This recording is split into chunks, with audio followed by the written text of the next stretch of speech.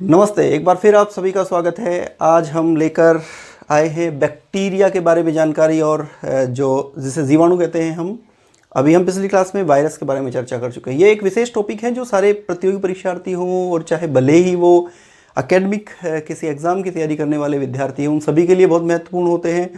लेकिन भविष्य में आप सभी जो स्टूडेंट्स देख रहे हैं, चाहे वो प्रतियोगी परीक्षार्थी हों चाहे वो जो भी हैं, आप कमेंट्स करके बताएं आपको कौन से टॉपिक चाहिए। और अब भविष्य में जो एग्ज़ाम्स आने वाली हैं प्रतियोगी परीक्षार्थियों के लिए, प्रतियोगी परीक्षाएं आएंगी जल्दी ही, उन सब के लिए साइंस और कंप्यूटर सिलेबस वाइज अवेलेबल करवाया जाएगा। इसलिए आप ये भी बताएं कि आप किस एग्ज़ाम की तैयारी कर रहे हैं, प्रिपरेशन कर रहे हैं। जो तो ज़्यादा जिसकी तैयारी करने वाले स्टूडेंट्स जुड़ेंगे उनको उसी सिलेबस का मैटर अवेलेबल करवाया जाएगा। कंप्यूटर और प्लस साइंस दोनों घर बैठ के तैयारी कर सकते हैं।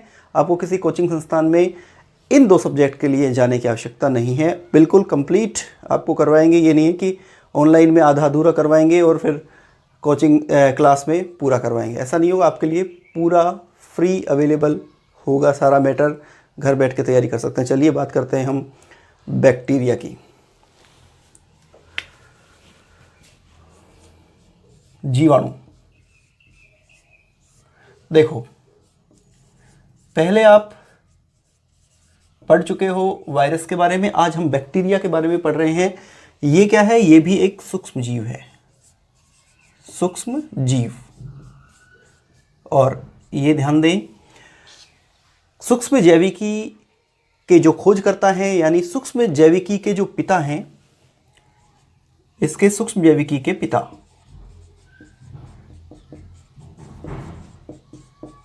वो हैं लुई पाश्चर। लुई पाश्चर को सूक्ष्म जैविकी का पिता कहा जाता है। और पाश्चरीकरण की एक प्रक्रिया है, उसके भी जनक हैं ये। पाश्चरीकरण इनके नाम पर ही दिया गया है, पाश्चराइजेशन। आप किसी दूध वाले डेयरी से दूध की थैली लेकर के आते हो, एक पैकेट लेकर के आते हो, उसको रख देते हो, वो 1-2 दिन तक खराब नहीं होता है। ऐसा क्यों होता है? उसमें असल में उसका पाश्चरीकरण किया गया है। पाश्चरीकरण की प्रक्रिया क्या है? देखो, किसी दूध को, ये दूध है, इसको बहुत तेज़ी से गर्म किया गया, यानी उसका टेम्परेचर तेज़ी से बढ़ाया गया और उसके टेम्परेचर को तेज़ी से ही डाउन किया गया है। यानी टेम्परेचर तेज़ी से बढ़ा देना और टेम्परेचर को तेज़ी से डाउन कर देना, ये पाश्चरीकरण की प्रक्रिया होती है। तो पाश्चराइजेशन की प्रक्रिया भी लुई पाश्चर के नाम पर ही है। इसमें जीवाणु जो होते हैं वो निष्क्रिय हो जाते हैं, मृत हो जाते हैं और ये दूध जल्दी ख़राब नहीं होता है। इस तरह से पाश्चरीकरण के खोजकर्ता भी हैं। देखो, जीवाणु जो है, इसके खोजकर्ता की यदि बात करें तो वो है एंटनी वॉन ल्यूवेनहोक। एंटनी वॉन ल्यूवेनहोक, ये इसके खोजकर्ता हैं बैक्टीरिया के। ये भी एक गंदे जल पर प्रयोग कर रहे थे। बहुत पुराना जल था, गंदा जल, उसमें इन्होंने बैक्टीरिया को खोज लिया था एंटनी वॉन ल्यूवेनहोक ने। तो इस प्रकार बैक्टीरिया की खोज होगी। हालांकि इन्होंने जो नाम दिया था जीवाणु का, ये नाम इन्होंने जंतुक कहा था। इन्हें जंतुक या एनिमल क्यूल कहा था। इन्होंने एनिमल क्यूल नाम दिया था एंटनी वॉन ल्यूवेनहोक ने इस बैक्टीरिया के लिए। तो ये चीज़ आप ध्यान रखना। असल में जो बैक्टीरिया है वो मोनेरा, उसमें जगत में रखा गया है। ये मोनेरा जगत है और मोनेरा जगत में ध्यान रखना एक कोशिकीय और प्रोकैरियोटिक जीवों को रखा गया है। प्रोकैरियोटिक जीवों को रखा गया है। एक कोशिकीय मतलब एक कोशिका के ही बने होंगे, और प्रोकैरियोट मतलब इनके अंदर केंद्रक जो होगा अविकसित होगा, केंद्रक के चारों तरफ झिल्ली नहीं होगी, तो सुविकसित केंद्रक का अभाव होगा इनके अंदर। इस प्रकार इनको एक कोशिकीय और प्रोकैरियोट कहा गया है। अब जीवाणु जो होते हैं प्रकाश संश्लेषण भी कर लेते हैं। कुछ जीवाणु दूसरों से पोषण प्राप्त करते हैं। तो इस तरह से इनका एक और कसाभिक होने के कारण ये चलन भी करते हैं। इसलिए इनका अभी तक ये निर्णय नहीं हुआ है सही ढंग से कि किस में माना जाए इनको, पादप मान लिया जाए या जंतु मान लिया जाए, अभी तक अलग अलग वैज्ञानिक इसके बारे में अलग अलग मत दे रहे हैं। तो मोनेरा में रखा गया है। देखो मोनेरा में कौन से जीव रखे गए हैं, ध्यान दें। एक तो रखे गए हैं आद्य बैक्टीरिया, आद्य बैक्टीरिया, ओके। दूसरे देखो साइनोबैक्टीरिया, साइनोबैक्टीरिया रखे गए हैं। और तीसरा देखो यू बैक्टीरिया रखे गए हैं। देखो समझने की बातें हैं, आप समझ कर चलेंगे ध्यान से, थोड़ा तसल्ली पूर्वक तल्लीन होकर यदि चाहते हैं पढ़ना तो फिर आपके लिए आसान है। यदि यूं ही बस क्लिक करना है, थोड़ा सा फॉरवर्ड करना है, जल्दी से हटा देना है, दूसरे पे जाना है, तीसरे पे जाना है, तो चलते रहेगा ये काम, ये आपका ज़िंदगी भर चलता रहेगा। और यू बैक्टीरिया के बाद में चौथा आता है माइकोप्लाज्मा।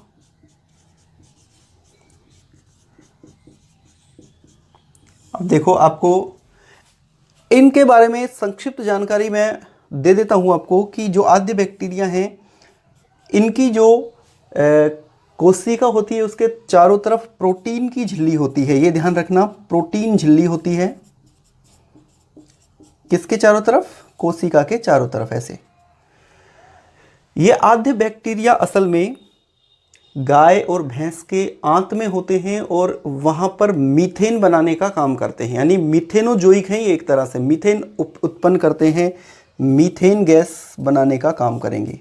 और इसीलिए आप से एग्ज़ाम में सवाल पूछा जाता है कि गोबर गैस या गोबर के अंदर कौन सी गैस की मात्रा होती है अधिक, तो ध्यान रखना गोबर गैस में मीथेन होगी। तो ये बैक्टीरिया काम करते हैं।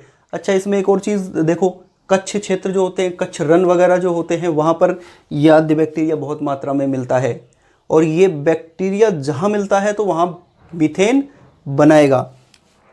तो ये जैसे कच्छ क्षेत्र है, उस कच्छ के अंदर भी मीथेन ज़्यादा बनाने के कारण वहाँ मीथेनोजोइक क्षेत्र बन गए हैं, वो क्षेत्र मीथेनोजोइक कहला रहे हैं। तो मीथेनोजोइक क्षेत्र बन गए हैं वहाँ पर। दूसरा देखो साइनोबैक्टीरिया, साइनोबैक्टीरिया शब्द साइनोबैक्टीरिया है लेकिन ये क्या है, BGA, blue green algae, blue नीला नील, ग्रीन हरा हरित, एल्गी शैवाल, तो नील हरित शैवाल हैं ये साइनोबैक्टीरिया जो हैं, ये नील हरित शैवाल होंगे। ये यू बैक्टीरिया मोस्ट इम्पोर्टेंट बात जिसकी हम कर रहे हैं, ये ही है वास्तविक जीवाणु, तो सत्य जीवाणु जिन्हें कहते हैं, यानी वास्तविक जीवाणु यही हैं। यू बैक्टीरिया के बारे में ही आज हम चर्चा करने वाले हैं पूरी। तो ये वास्तविक जीवाणु, इनकी चर्चा तो करेंगे ही हम। माइकोप्लाज्मा है, माइकोप्लाज्मा की वैसे अलग से बात की जाती है, इनको PPLO नाम भी कहा जाता है, प्लूरो न्यूमोनिया लाइक ऑर्गेनिज्म, और सबसे छोटी कोशिका होती है माइकोप्लाज्मा, ध्यान रखना।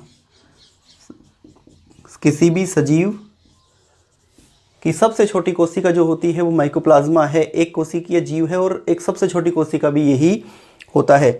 तो ये बेसिक शुरुआत है इसकी, स्क्रीनशॉट आप लेना चाहें तो ले सकते हैं इसका। ओके, अब हम नेक्स्ट चलते हैं।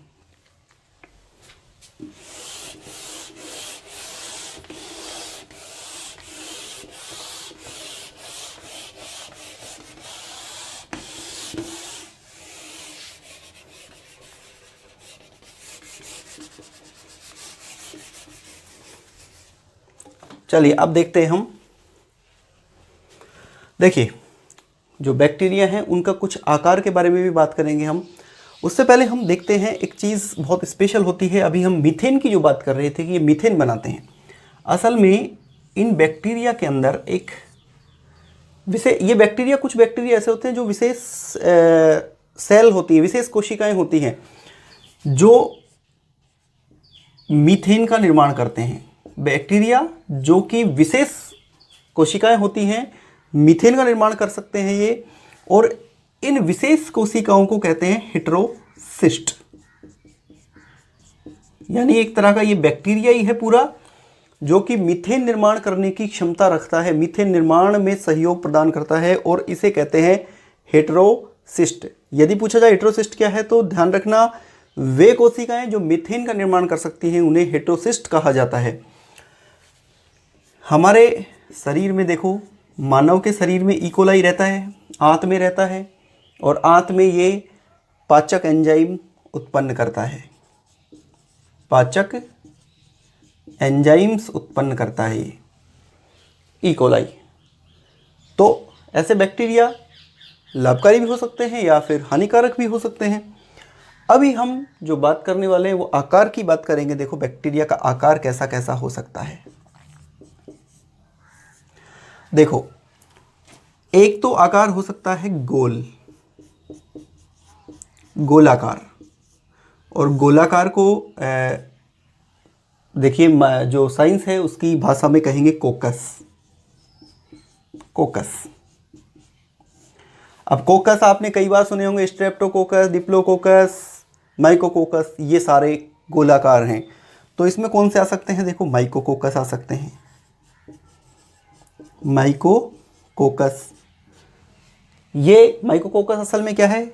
एक कोशिका है, एक जीवाणु है।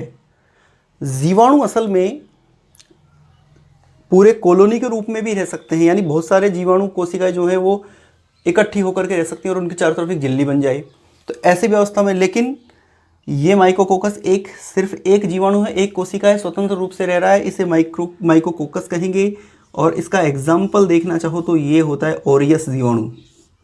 ओरियस असल में एकल है और इसे माइकोकोकस कहेंगे। माइको शब्द यहाँ एक के लिए यूज हुआ है। और देखो डिप्लोकोकस। अब डिप्लोकोकस की बात देखो, डिप्लो यानी दो। अब कोई जीवाणु यदि दो के समूह में रह रहा है और इनके ऊपर झिल्ली बन गई है, दो के समूह में रह, कॉलोनियम में रह रहे हैं, कॉलोनियन है, जीवाणु कॉलोनियन होते हैं, और यहाँ दो के समूह में रह रहे हैं तो उसे डिप्लोकोकस कहेंगे। और डिप्लोकोकस में आप जानते हो निमोनिया रोग उत्पन्न करने वाला जो बैक्टीरिया है वो डिप्लोकोकस ही है। डिप्लोकोकस निमोनी, डिप्लोकोकस निमोनी जो होता है वो क्या है? निमोनिया उत्पन्न करने वाला बैक्टीरिया और दो के समूह में रहने वाला है। इसी तरह से देखो टेट्राकोकस, शब्दों से भी आप ध्यान रख सकते हैं। टेट्रा यानी होता है साइंस में 4, और कोई यदि जीवाणु 4 के समूह में रह रहे हैं तो वो होंगे टेट्रोकोकस। जैसे एग्जाम्पल के लिए नाइसीरिया, नाइसीरिया, ये होंगे टेट्राकोकस। इसी तरह से एक शब्द आप सुनते हैं स्ट्रेप्टोकोकस, और ये स्ट्रेप्टोकोकस जो होते हैं ये आपने कई बार, बहुत बार नाम सुना हो स्ट्रेप्टोकोकस का। तो और स्ट्रेप्टोकोकस में जैसे लैक्टिस आते हैं, स्ट्रेप्टोकोकस लैक्टिस, ये बैक्टीरिया आते हैं इनमें आकार गोलाकार में। अब और भी हो सकते हैं, देखो और कैसे हो सकते हैं? छड़ाकार, और छड़ाकार को कहते हैं बेसिलस, बेसिलस। अब बेसिलस में या तो एकल बेसिलस हो सकते हैं, या डिप्लोबेसिलस हो सकते हैं, या फिर स्ट्रेप्टोबेसिलस हो सकते हैं। अच्छा, इनमें टेट्राकोकस में 4 हो। स्ट्रेप्टोकोकस में क्या होते हैं? स्ट्रेप्टोकोकस में असल में इस तरह से एक लंबी श्रृंखला बनाते हैं, जंजीर नुमा संरचना होती है, ध्यान रखना। इसमें स्ट्रेप्टोकोकस में जंजीर, स्ट्रेप्टो जहाँ आएगा वहाँ जंजीर जैसी संरचना होगी। इसमें देखिए एकल बेसिलस हो सकते हैं, एकल बेसिलस यानी इस तरह से एक छड़ हो सकती है, इस तरह से एक छड़ हो सकती है, तो एकल बेसिलस हो सकते हैं। डिप्लो बेसिलस हो सकते हैं, डिप्लोबेसिलस यानी इस तरह से 2 छड़ें हो सकती हैं। जैसे इसमें एग्जांपल ध्यान रखना चाहो तो कोरोनोबैक्टीरियम डिफ्थीरी होता है, कोरोनोबैक्टीरियम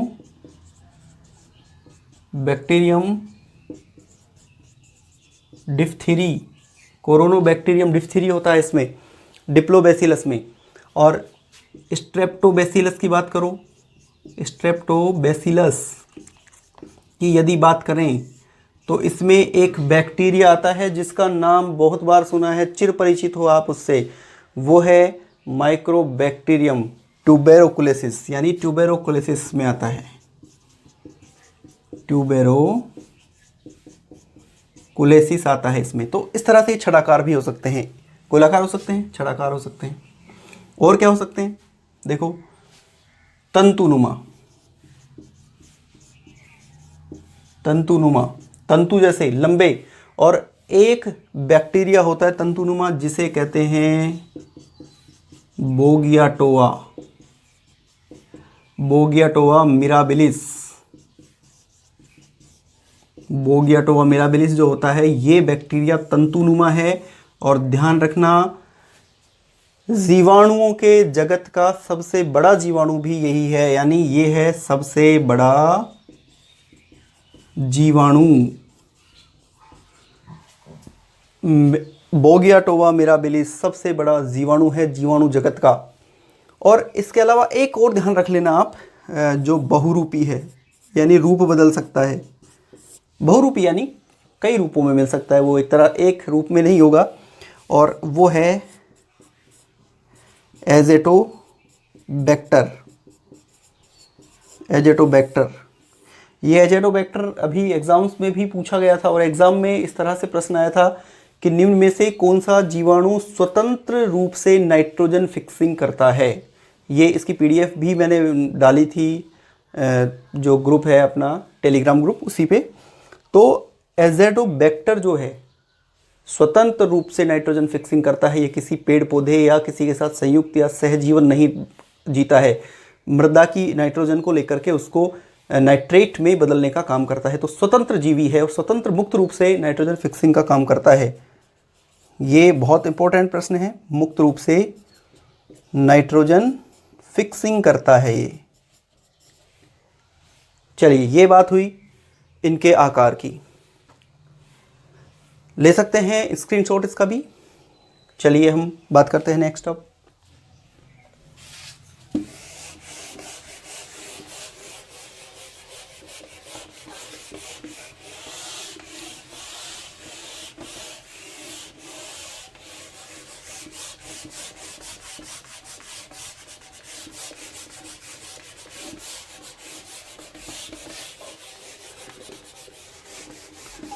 चलिए, अब जो नेक्स्ट बात करेंगे वो हम बात करेंगे बैक्टीरिया के संरचना की। कैसी संरचना होती है बैक्टीरिया की, बहुत ही महत्वपूर्ण बात भी होगी। बैक्टीरिया की जो संरचना है उसकी बात करते हैं। देखना कितनी सरल भी है और कितनी अच्छी जानकारी भी है, वहाँ से प्रश्न भी बनते हैं, बहुत अच्छे प्रश्न बनेंगे। देखो मैं यहाँ बनाता हूँ बैक्टीरिया। ये एक बैक्टीरिया है और इसमें बाहर की तरफ है कोशिका भित्ति। अब कोशिका भित्ति किसका लक्षण होता है, पौधों जैसा लक्षण है, तो पादपों का लक्षण भी इसमें आ गया है। सबसे बाहर देखो, यहां बाहर की तरफ है कोशिका भित्ति,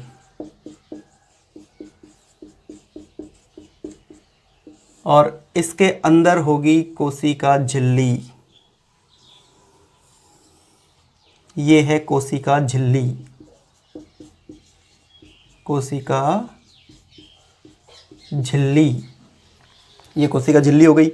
अब इसके बाद देखो क्या क्या होते हैं इसमें। इसमें भरा होता है कोशिका द्रव्य, ये कोशिका द्रव्य होगा, यानी साइटोप्लाज्म होगा इसमें। और क्या संरचनाएं होंगी, देखिए इसमें यहाँ पर भरा होगा आनुवांशिक पदार्थ जिसे कहते हैं न्यूक्लियोइड, न्यूक्लियोइड यानी आनुवांशिक पदार्थ भरा होगा इसमें। आनुवांशिक पदार्थ हो गया। अब देखो और क्या होता है इसमें। इसमें कुछ संरचनाएं ऐसी होती हैं, क्रोमेटोफोर,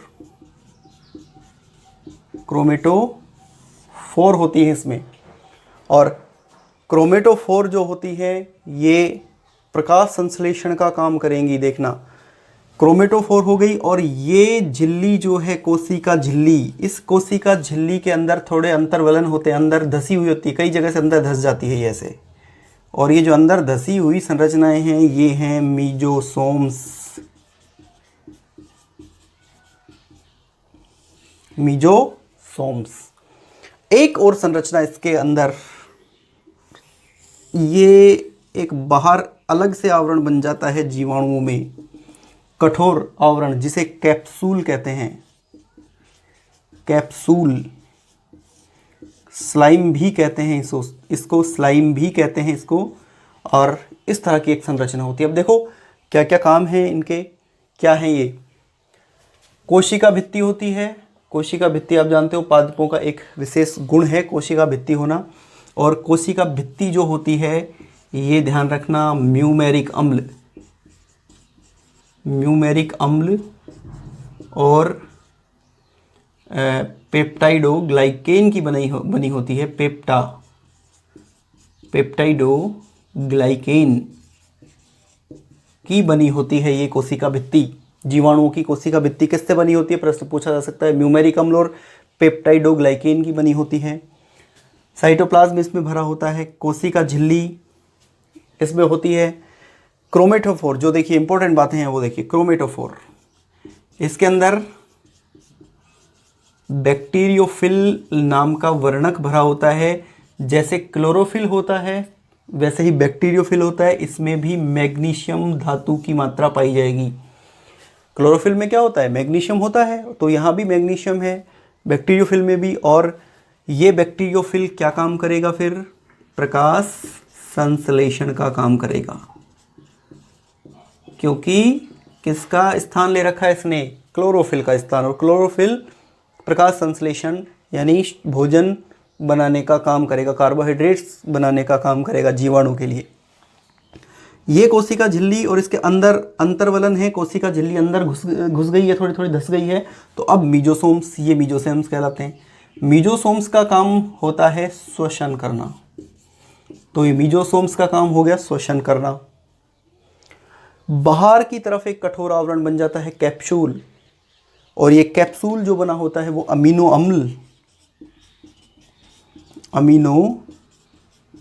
अम्ल का और गोंद का बना होता है ये बाहर का आवरण। तो बहुत ही आसान सी बातें हैं। देखो, कोशिका भित्ति म्यूमेरिक अम्ल पेप्टाइडोग्लाइकेन की बनी होती है। क्रोमेटोफोर प्रकाश संश्लेषण का काम करते हैं क्योंकि इनके अंदर बैक्टीरियोफिल होता है। मीजोसोम्स कोशिका झिल्ली के अंदर धसे हुई संरचनाएं हैं जो श्वसन का काम करती हैं। कैप्सूल्स बाहर कठोर आवरण है जो कि गोंद और अमीनो एसिड्स का बना होता है।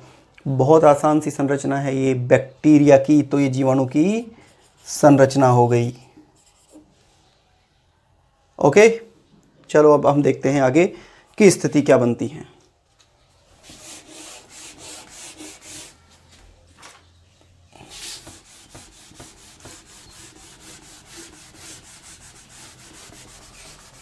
अब हम देखते हैं बैक्टीरिया के अंदर पोषण कैसे होता है, यानी न्यूट्रिशंस कैसे कैसे पोषण कर सकता है बैक्टीरिया, वो देख लेते हैं स्थिति क्या होती है।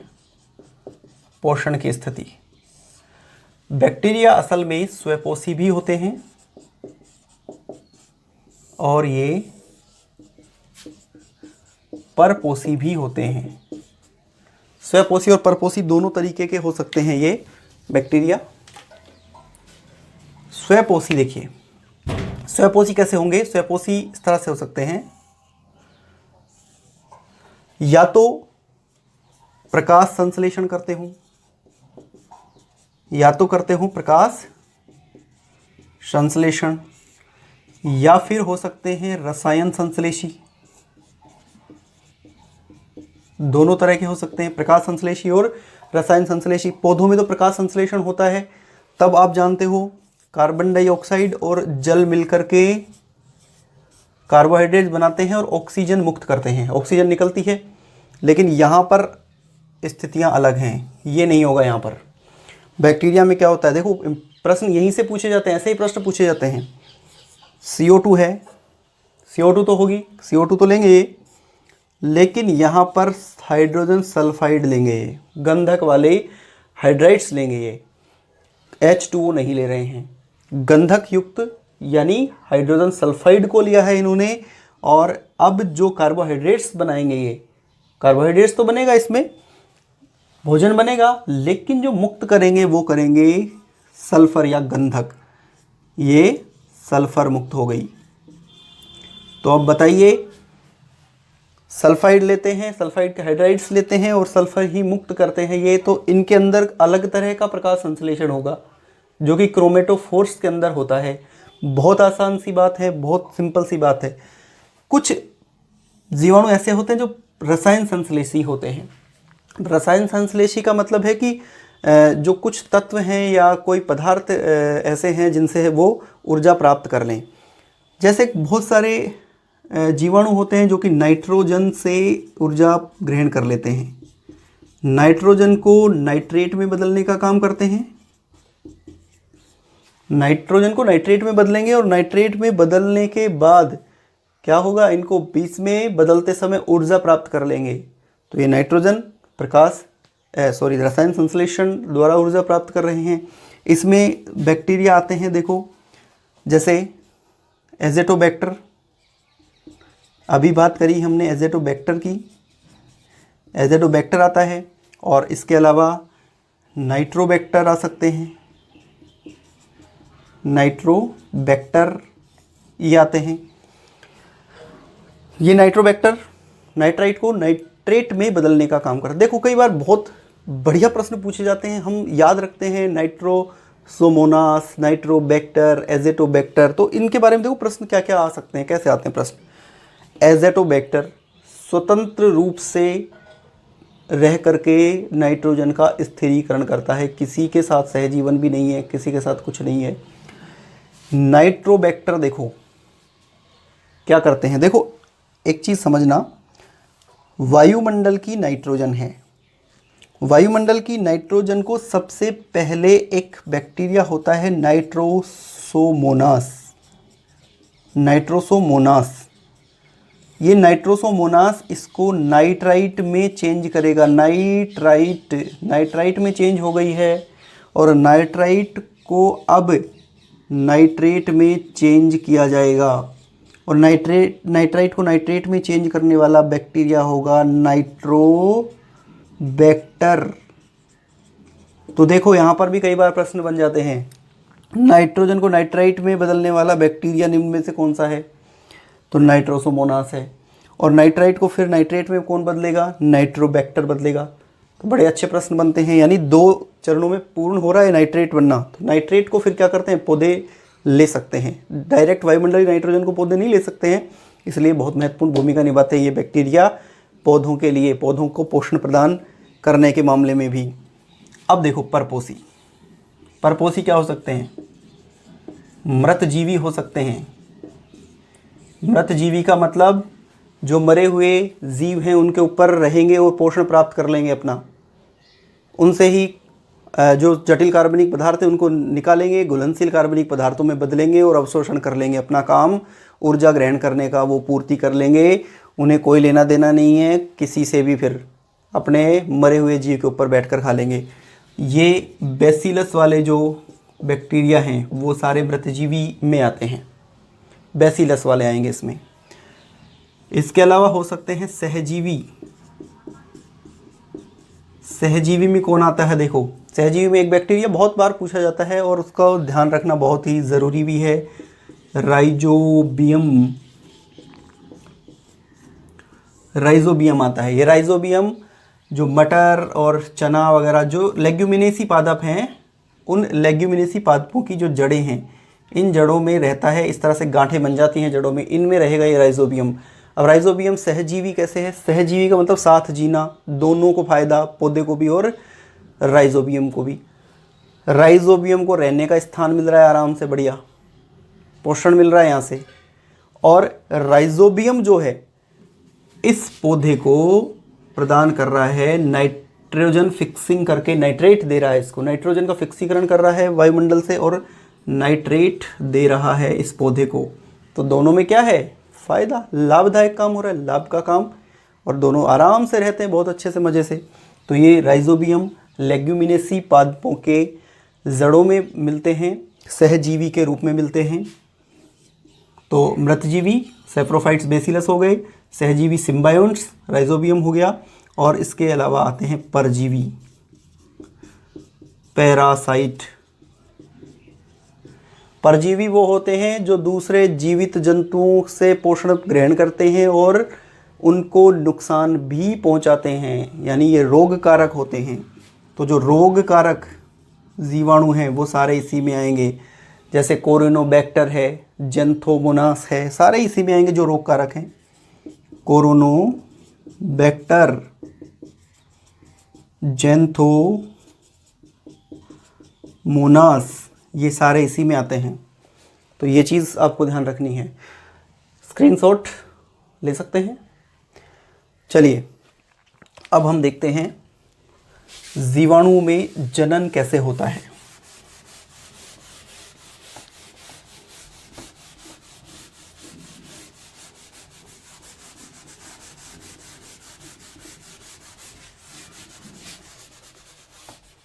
जीवाणुओं में जनन,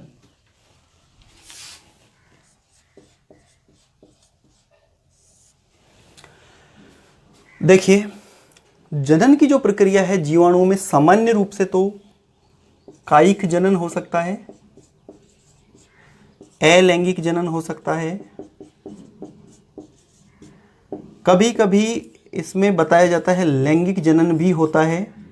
लेकिन लैंगिक जनन जो होता है वो सत्य जनन नहीं है, सत्य लैंगिक जनन नहीं है। यानी ये वास्तव में लैंगिक जनन एक दूसरे तरीके से होगा, स्वयं लैंगिक जनन नहीं करते हैं, सत्य लैंगिक जनन नहीं होता है इन जीवाणुओं में। अब देखो हम देखते हैं कायिक जनन। कायिक जनन का अर्थ होता है काया, और काया शरीर, शरीर का कोई हिस्सा दूसरे जीव का निर्माण कर दे, तो वो कायिक जनन होता है। आसान सी बात है। कायिक जनन में देखो कैसे हो सकता है, द्विखंडन हो सकता है। यहाँ पर एक बैक्टीरिया है और ये बैक्टीरिया इस तरह से, ये बीच में खांच बनी और बीच में से धंस गया और आनुवंशिक पदार्थ भी अलग हो गया इसका, और कुल मिलाकर के थोड़ी देर बाद में दो अलग अलग ऐसे कोशिकाएं निर्मित हो गई जिनमें आनुवंशिक पदार्थ भी आ गया है दोनों तरफ। ये जनन हो गया, दो नए जीवाणु जन्म ले लेते हैं। कायिक जनन के द्वारा नए जीवाणुओं का जन्म हो गया है। तो ये कायिक जनन द्विखंडन यानी दो खंडों में विभक्त हो गया है। बहुत आसान सी बात है। इसके अलावा हो सकता है मुकुलन। अब मुकुलन कैसे होता है, बैक्टीरिया है, बैक्टीरिया पे ही एक प्रवर्ध निकल आता है अलग से। इस बैक्टीरिया पे एक प्रवर्ध निकलेगा और ये कुछ समय बाद ये बैक्टीरिया भी अलग हो जाएगा और ये प्रवर्ध भी अलग हो जाएगा, और ये प्रवर्ध अलग बैक्टीरिया का निर्माण कर देगा। मुकुल कहते हैं इस संरचना को, मुकुल बन जाते हैं। और मुकुल इस बॉडी से बने हैं, कायिक जनन है, तो मुकुलन के द्वारा भी हो सकता है। अलैंगिक जनन में आपको ज़्यादा ध्यान नहीं रखना है, इतना सा ध्यान रख लो कि कोनिडिया द्वारा होता है। इसमें कोनिडिया बनते हैं। कोनिडिया असल में जो शाखाएं होती हैं उन पर अलग इस तरह के प्रवर्ध होते हैं, वो भी प्रवर्ध निकलते हैं और वो प्रवर्ध नए बैक्टीरिया को जन्म दे देते हैं। यानी जीवाणु की जो शाखाएं हैं उन पर ही प्रवर्ध निकलेंगे और नए जीवाणु का जन्म हो जाएगा, ये कोनिडिया होंगे। लैंगिक जनन सत्य जनन नहीं है, असत्य जनन है लैंगिक जनन, लेकिन फिर भी होता तो है। तो होता है तो देखो कैसे होता है। पहला तरीका देखो इसका, ये हो सकता है संयुग्मन के द्वारा। संयुग्मन कैसे हो सकता है, संयुग्मन के द्वारा। अच्छा, इसमें अलैंगिक जनन में एक चीज़ और ध्यान रख लेना थोड़ा सा, एक चीज़ क्योंकि कई बार पूछ ली जाती है, और वो है अंतः बीजाणु द्वारा। और इम्पोर्टेंट भी बात है, देखो ये किस लिए इम्पोर्टेंट बात है, एंडोस्पर्म द्वारा होता है। अंतः बीजाणु क्या होते हैं ये पूछ लिया जाता है कई बार। देखो ये जो बैक्टीरिया है, ये बैक्टीरिया है, जब किसी भी अनुकूल परिस्थिति में कोई भी जीव रहता है, चाहे बैक्टीरिया चाहे कोई भी, आराम से रहेगा, बढ़िया से रहेगा, कोई दिक्कत ही नहीं आएगी उसको कभी। प्रतिकूल परिस्थितियां यदि आ जाएं, प्रतिकूल परिस्थितियों में इसका जीव द्रव्य सिकुड़ जाता है, पूरा का पूरा बैक्टीरिया सिकुड़ गया, और सिकुड़ने के बाद में इसके ऊपर एक कठोर आवरण बन जाता है। अब जो ये वाला जो बैक्टीरिया है प्रतिकूल परिस्थितियों में सिकुड़ गया है, इसका जीव द्रव्य भी सिकुड़ गया है और इसने ऊपर अपने एक कठोर आवरण भी बना लिया है। तो ये जो है संरचना ये कहलाती है अंतः बीजाणु, अंतः बीजाणु कहलाती है। तो ये इंपॉर्टेंट बात है इसमें ध्यान रखने की कि अंतः बीजाणु क्या होते हैं, प्रतिकूल परिस्थितियों में किसी भी जीव द्रव्य का सिकुड़ जाना और उसके चारों तरफ एक कठोर आवरण बन जाना अंतः बीजाणु होता है। अब आ जाइए लैंगिक जनन पर वापस। लैंगिक जनन पहला संयुग्मन से हो सकता है। संयुग्मन के खोजकर्ता थे लेडरबर्ग व टेटम। लेडरबर्ग व टेटम ने संयुग्मन को खोजा। और संयुग्मन में देखो बहुत आसान बात है, संयुग्मन यानी जुड़ना। संयुग्मन यानी जुड़ना, कितनी आसान बात है। देखो ये एफ डैश नर जीवाणु है ये, और ये एफ है, और सॉरी एफ है ये, और ये मादा जीवाणु है। अब दोनों के बीच में एक नली बनेगी और ये नली संयुग्मन नलिका कहलाती है। अब क्या होगा, अब होगा ये कि ये दोनों जीवाणु मेल और फीमेल इस तरह से संयुग्मन नलिका से जुड़ गए हैं, और इनका जो जीव अंदर जो आनुवंशिक पदार्थ है वो ट्रांसफ़र हो जाएगा। अब आनुवंशिक पदार्थ का ट्रांसफ़र हो जाना क्या होता है, जनन होता है। तो इस प्रकार संयुग्मन द्वारा जनन हो सकता है। आसान सी बात है, संयुग्मन नलिका बनेगी और आनुवंशिक पदार्थों का स्थानांतरण हो जाएगा। इन एफ डैश जो जीवाणु होते हैं इनमें बहुत ज़्यादा जनन की क्षमता होती है, जिसे हाई फ्रिक्वेंसी रेंज कहते हैं। तो इस तरह से ये संयुग्मन होगा। अब अगला लैंगिक जनन का चरण कौन सा है वो देखते हैं, स्क्रीनशॉट ले सकते हैं।